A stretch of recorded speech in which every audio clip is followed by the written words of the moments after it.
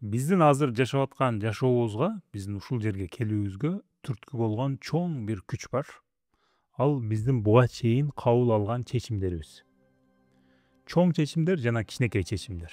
Ар бир адамдын, дээрлик ар бир адамдын дейли, кабыл ала турган эң чоң 3 чечими болот.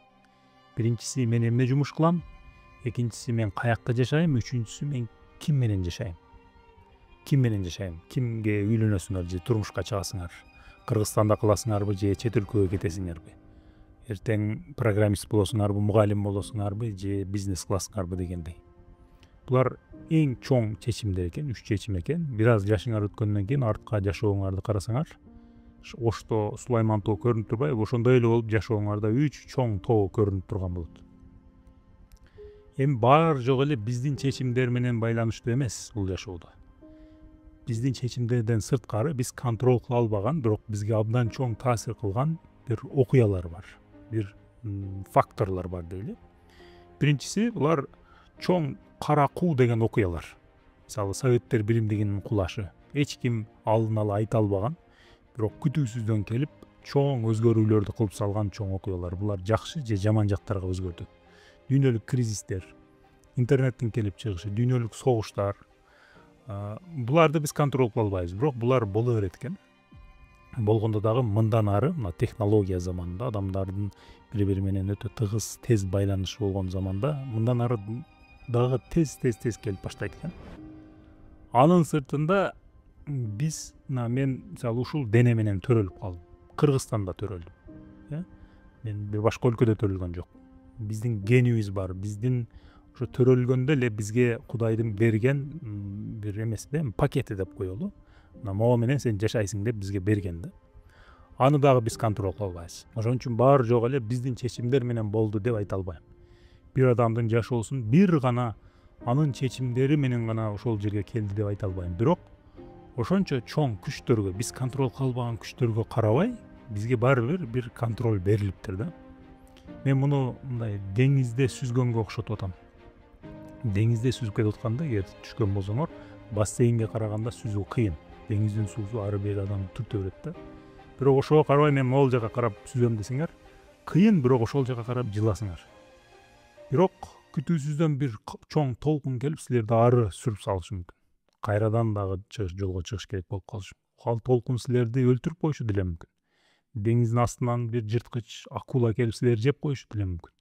Мындай факторлор бар. Буларды биз контроль кыла албайбыз, бирок ошого карабай биз аракет кыла берсек, ошол жака карап жылабыз да. Ошол бардык философия, дээрлик бардык философиялардын түбүндө ушул жатат. Сен контроль кыла албаган нерселерге убактыңды, энергияңды коротпо. Сен аны контроль кыла албайсың. Аларды бил, бирок контроль. Сен эмнени контроль кыласың? Астыңда ошо сага түздөн түз байланыштуу колуңдан келген нерсеге көңүл буруп, ошондо сен мындай туура результат көрсөтөсүң деп айтылат да. Биз эмнени контроль кыла алабыз? Биз контроль кыла албаган нерселерди мындай кесип келе турган болсок, биз өзүбүздүн денебизди дагы контроль кыла албайт экенбиз. Биз жаныбыздагы адамдарды эмес, өзүбүздү дагы, денебизди контроль кыла албайбыз.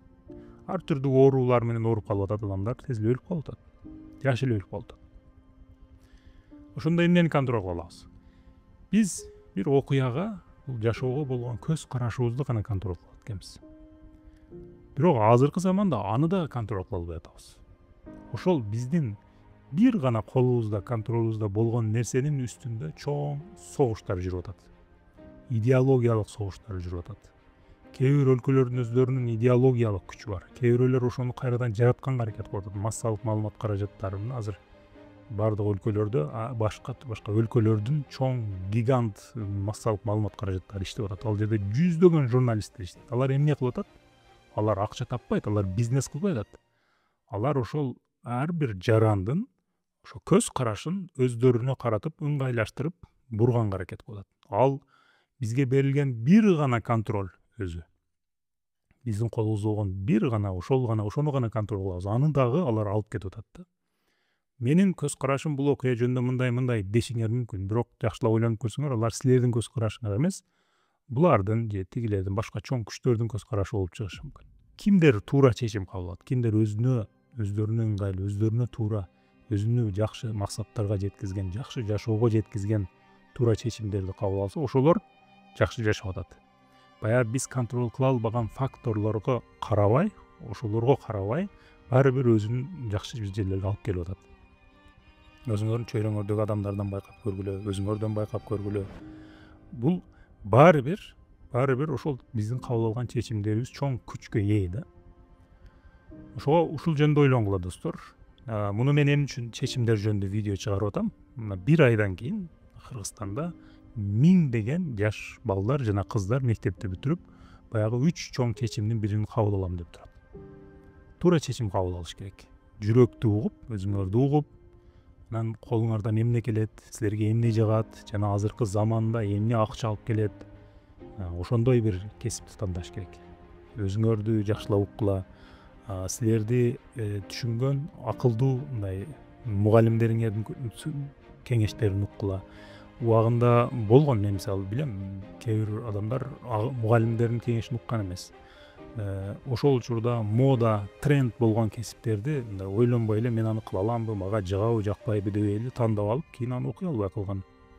Ошентип ошол окуя ушунчалык чоң таасир калтырат да, кийин түшүнөсүңөр, кеч болуп калат.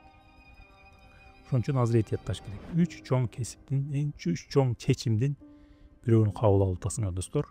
Эгер мектепте окуп аткан болсоңор, ушул видеону көрсөңөр, комментарийге силер кандай абалдасыңар, кандай ойлордо жүрөсүңөр, кандай чечим кабыл алган деп атасыңар, ошону жазгыла. Мага өтө кызык болуп атат.